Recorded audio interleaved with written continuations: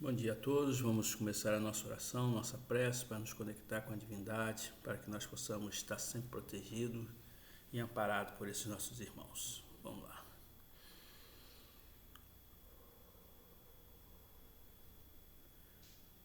Bom Espírito presente aqui, agradecido por mais uma vez esse estudo, agradecido pela presença de vocês que sempre nos protege, sempre nos orienta, nos intui, sempre estão aqui fazendo essa proteção ao nosso estudo. Sempre trazendo também esses nossos irmãos encarnados para que conosco possam ouvir o nosso estudo, para que com isso eles possam praticar, sair dessa vibração que se encontra, uma vibração ruim, uma vibração onde muitas vezes praticam mal, não às vezes por maldade, mas às vezes por ignorância. Pedimos então a proteção de vocês e damos início ao nosso estudo de hoje, que assim seja e assim é. Então vamos lá, vamos para a página 211, né? Pergunta 385. A pergunta é o seguinte: que é o que motiva a mudança que se opera no caráter do indivíduo em certa idade, especialmente ao sair da adolescência? É que o espírito se modifica? Ele responde assim: é que o espírito retorna à natureza que lhe é própria e se mostra qual era.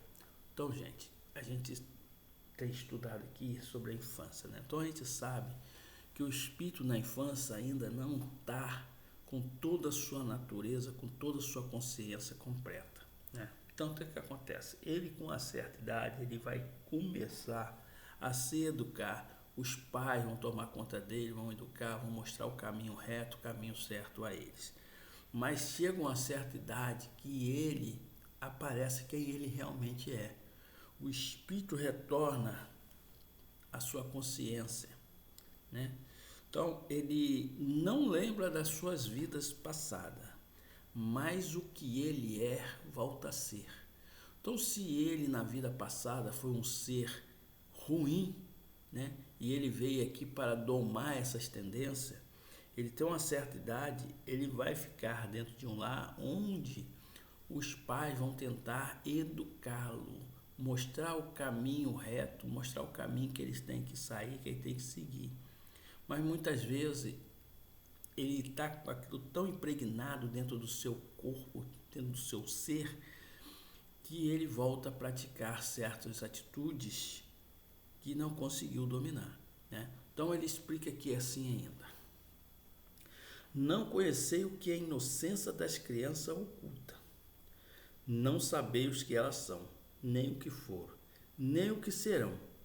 Contudo, a afeição lhe tendes as acariciais, como se fosses parcela de vós mesmo, a tal ponto que se considera o amor que uma mãe consagra a seus filhos como o maior amor que um ser possa votar a outro, donde nasce um meigo afeto, a terna benevolência que mesmo os estranhos sente por uma criança. Sabeis? Não. Pois bem, vou explicá-lo. As crianças são os seres que Deus manda às novas existências, para que não lhe possa imputar excessiva severidade. Dá-lhe ele todos os aspectos da inocência. Ainda quando se trata de uma criança de mal pendores, cobre-lhe as más ações com a capa da incoerência. Essa inocência não constitui superioridade real com relação ao que eram antes. Não. É a imagem do que deveria ser, e se não o são, o consequente castigo exclusivamente sobre elas recai. Não foi, todavia, por elas somente que Deus lhe deu esse aspecto de inocência. Foi também e, sobretudo, por seus pais, de cujo amor necessita a fraqueza que as caracteriza. Ora, esse amor se enfraqueceria grandemente à vista de um caráter áspero e intratável. Ao passo que, julgando seus filhos bons e dóceis, os pais lhe dedicam todas as afeições e os cerca dos mais minuciosos cuidados. Desde que, porém, os filhos não mais precisam de proteção e assistências que lhe foram dispensadas durante 15 ou 20 anos, surge-lhe o caráter real, individual em toda a nudez. Conservam-se bons se eram fundamentalmente bons, mas sempre enriesados de matizes que a primeira infância manteve oculto. Então, gente, o ser fica até um certo tempo, né? Ele não se revela.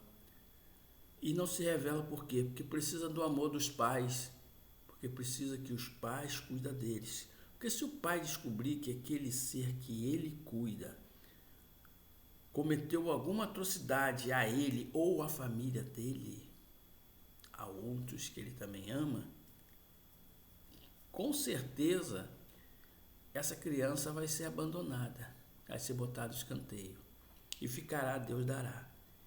Então, essa inocência, essa não revelação do que ele é ainda, essa sua consciência que fica oculta, o seu verdadeiro eu, é uma proteção divina, ok?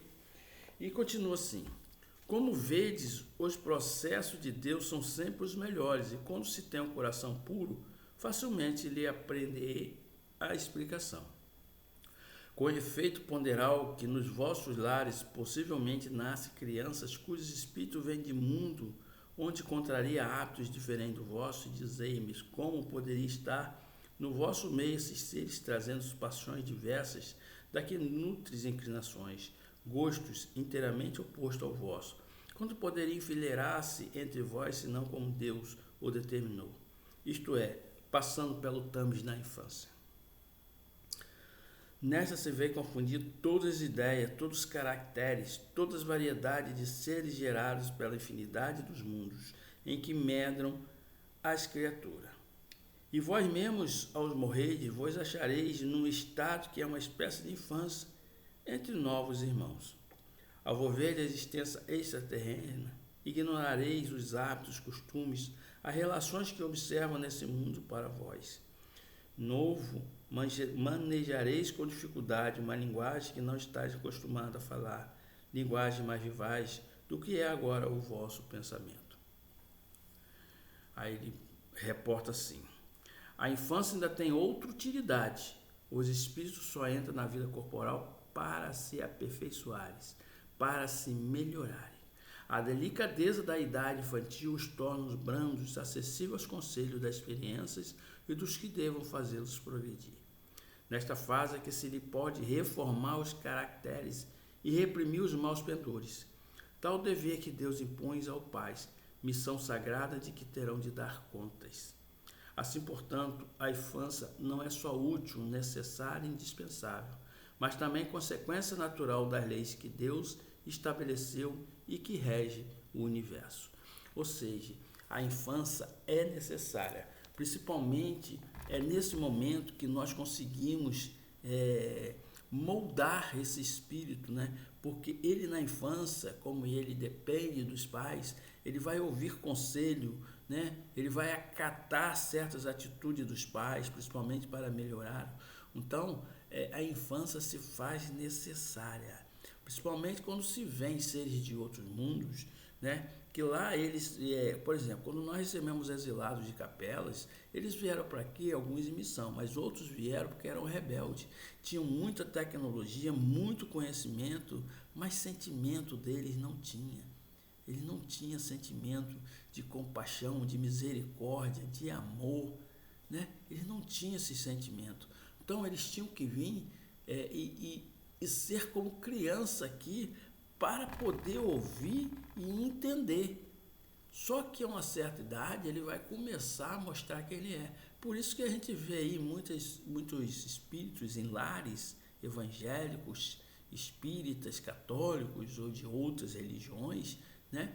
Que são ali educados com toda a doutrina e têm conhecimento, mas chegam a certa idade, eles começam a fazer atos que não condiz com a criação, porque não foram os pais que falharam. Na verdade, né, o espírito que ali estava é um espírito ainda rebelde, é um espírito ainda que não entendeu que ele tem que melhorar, que ele tem que mudar os seus hábitos para poder, né, continuar e ter acesso a locais melhores no plano espirituais e aqueles que vieram de outro mundo retornarem para a sua pátria. Então vamos ficar por aqui, agradecer a espiritualidade por esse momento, né? E vamos fazer nossa oração.